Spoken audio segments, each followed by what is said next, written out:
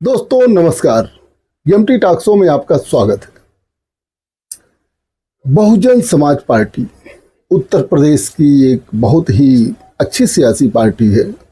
उसके पास लगभग 10% से 12% वोट बैंक भी है।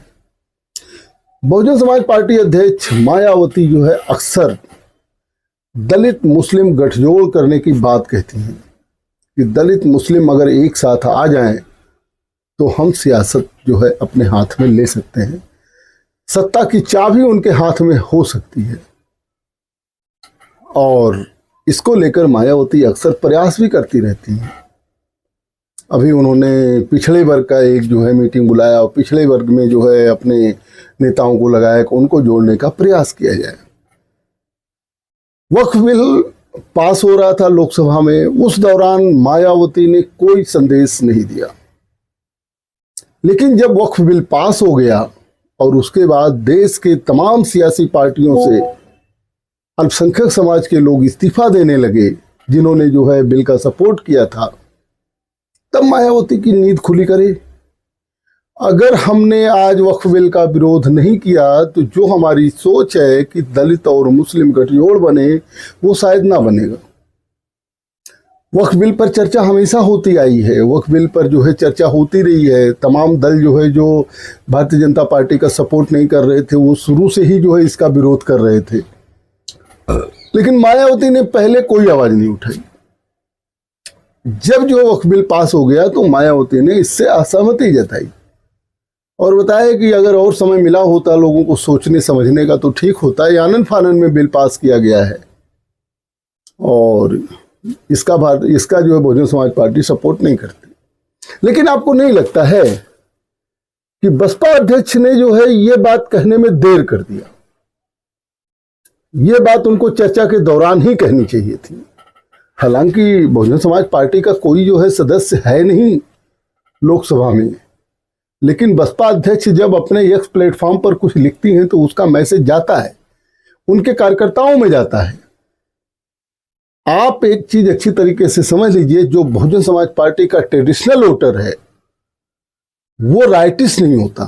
राइटिस्ट नहीं होने का तात्पर्य यह है कि वो दक्षिणपंथी ताकतों को वोट नहीं देता है, क्योंकि उन्हीं के खिलाफ, दक्षिणपंथी ताकतों के खिलाफ, जिसको मनुवादी ताकत जो है बहुजन समाज पार्टी बोलती है, उन्हीं के खिलाफ तो लड़ करके बहुजन समाज पार्टी बनी। तो ऐसी कंडीशन में जब बहुजन समाज पार्टी कमजोर होगी तो उसका जो कोर वोटर है वो दक्षिणपंथी ताकत के पास नहीं जाएगा, बल्कि वो वामपंथी ताकतों के साथ जा सकता है। मायावती को अपने वोट को जो है वो बचा के रखना भी आज एक बहुत बड़ी चुनौती हो गई है। साथ में ये भी जो है कि अल्पसंख्यक समाज को अपने साथ जोड़ना और पिछड़े समाज को अपने साथ जोड़ना, ये भी एक चुनौती हो गया है। 2007 का चुनाव आप देख लीजिए, जब बहुजन समाज पार्टी जो है वो 207 सीट पाकर के अकेले पूर्ण बहुमत से उत्तर प्रदेश में सरकार बनाई थी। हर वर्ग के लोग उसके साथ थे। लेकिन 2012 के बाद से जब से जो है बहुजन समाज पार्टी का ग्राफ गिरने लगा, आज कंडीशन ये हो गई कि 403 विधानसभा सीट में जो है एक विधायक और 80 लोकसभा सीट में एक भी सांसद नहीं उत्तर प्रदेश से है।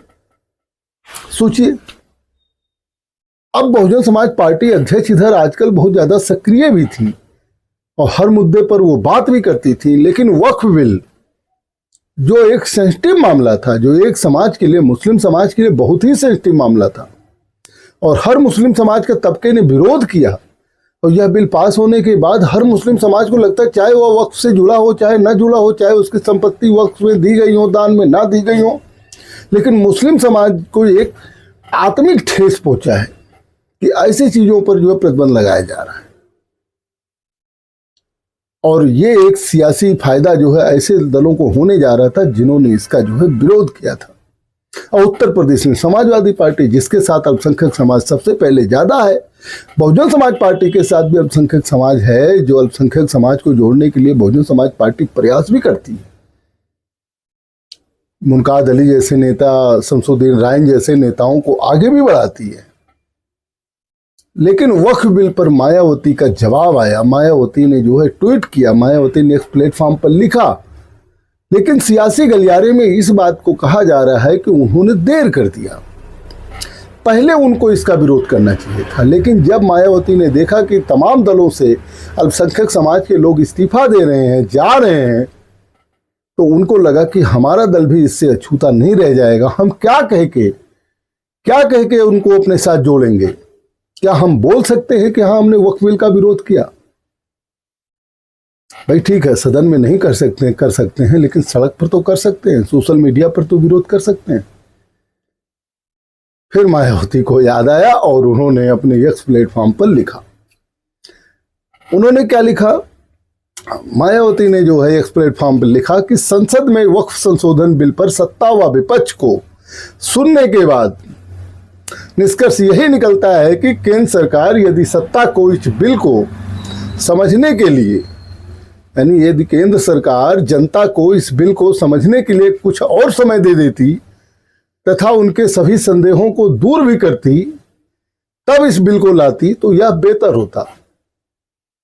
उन्होंने आगे भी लिखा कि लेकिन दुख की बात यह है कि सरकार ने इस बिल को बहुत जल्दबाजी में लाकर जो इसे पास कराया है यह उचित नहीं है, और अब इस बिल के पास हो जाने पर यदि सरकारें इसका दुरुपयोग करती हैं तो फिर पार्टी मुस्लिम समाज का पूरा साथ देगी।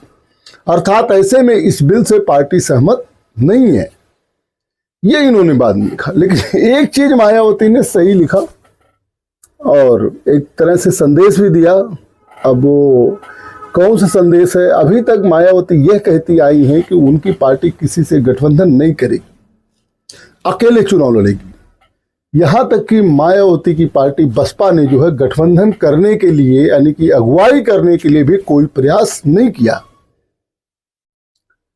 लेकिन मायावती ने कहा कि विपक्ष और सत्ता को सुनने के बाद यह समझ में आया कि यह बिल जल्दबाजी में आया है और अधिक समय जनता को समझने के लिए चाहिए था। अब अगर सरकारें जो है इसका दुरुपयोग करेंगी तो हम जो है मुस्लिम समाज का साथ देंगे। यानी कि विपक्ष के साथ मायावती खड़ी हुई पहली बार वक्फ बिल पर दिखी। विपक्ष का मतलब अगर उत्तर प्रदेश की बात करें तो समाजवादी पार्टी, कांग्रेस, जिन्होंने विरोध किया है। अब हम मान के चलें क्या कि 2027 में बहुजन समाज पार्टी गठबंधन कर लेगी।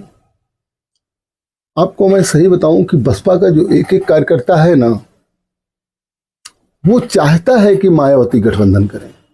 आज मायावती का ऑरा है, दलित की बड़ी नेता हैं, जिसके लिए उनके साथ उनका वोटर लगा जरूर हुआ है, लेकिन गठबंधन ना होने की स्थिति में 2027 में कितना वोट बसपा पाएगी इसके बारे में तो मैं नहीं कह सकता। अब कितना वोट पाएगी इसका तात्पर्य बहुत ज्यादा वोट नहीं पाई जाएगी, जितना पाई थी उसमें कितना कम हो जाएगा, ये देखने वाली बात हो। लेकिन बसपा का कमजोर होना वो लोकतंत्र के लिए सही नहीं है। बसपा अध्यक्ष अपनी पार्टी को मजबूत करने के लिए लगी हुई है, लेकिन भाजपा की बी टीम का टैग जो है बसपा अध्यक्ष चाह कर भी हटा नहीं पा रही। बसपा अध्यक्ष बार बार कहती हैं कि हमको जो है चाबी चाहिए, सत्ता की चाबी चाहिए, सत्ता की चाबी चाहिए, लेकिन वो सत्ता की चाबी जनता के वोट के द्वारा ही प्राप्त होगी। हालांकि सत्ता की चाबी बसपा के पास है। बसपा एक तरीके से विपक्ष को मजबूर कर रही है कि हमारे साथ गठबंधन करिए, हमारे शर्तों पर गठबंधन करिए, नहीं तो हम अकेले लड़ेंगे और फिर भाजपा जीत जाएगी तो इससे हमारा कोई दोष नहीं। अब कोई दोष देगा भी नहीं। समाजवादी पार्टी तो एकदम कहती कि नहीं ठीक है, आप लड़िए, भाजपा को जिताइए, कोई दिक्कत नहीं, लेकिन गठबंधन नहीं करें। लेकिन ये वक्फ बिल पर जो है जो विरोध करके मायावती ने ये बता दिया है कि विपक्ष की बातें सही हैं, हम भी विपक्ष में हैं। अब ये अल्पसंख्यक समाज को सोचना चाहिए कि वो बसपा के साथ जाएगी या सपा के साथ ही खड़ी रहेगी। यही कदम बसपा अध्यक्ष को पहले उठाना चाहिए था, लेकिन वो समझदार नेता हैं। बसपा अध्यक्ष को सब पता है कि क्या कब कैसे बोलना है, और उन्होंने समय आने पर उस बात को बोला। लेकिन इसका सियासी नुकसान क्या हुआ? इसका सियासी नुकसान ये हुआ कि आते आते बड़ी देर होगी, पहले आना चाहिए था। इसका सियासी नुकसान यही हुआ कि अल्पसंख्यक समाज अब एकजुट हो गया और वो इंडिया ब्लॉक की तरफ, कांग्रेस और सपा की तरफ। जो बहुजन समाज पार्टी ने रणनीति बनाई थी, क्या ज्यादा टिकट देने से टिकट नहीं दिया था इन्होंने। 2017 में लगभग जो 95 से 98 मुस्लिम प्रत्याशी उतारे थे विधानसभा में, लेकिन वोट नहीं मिला।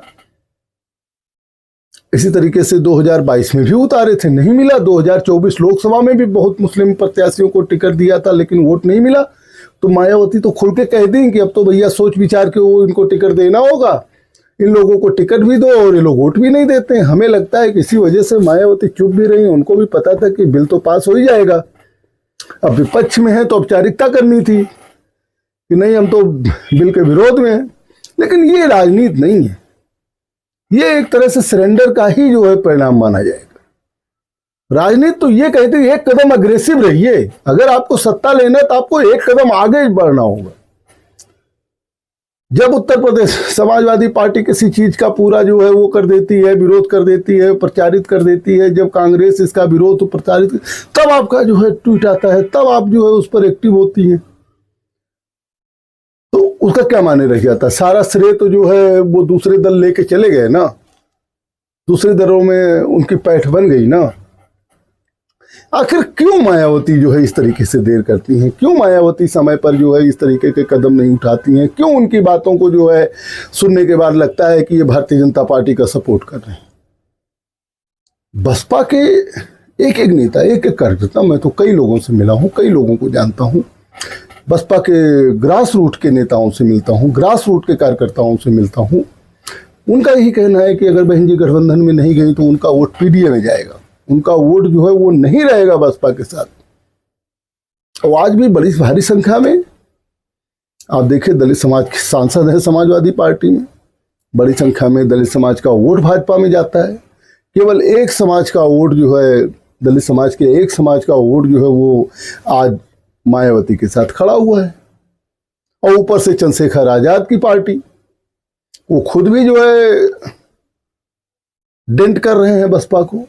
इन सारे झंझावत में बचने के लिए बसपा को क्या करना चाहिए, कैसे बचेगी बसपा, कैसे उसकी राजनीतिक सियासत बचेगी, इसको तो बहुजन समाज पार्टी को सोचना चाहिए ना।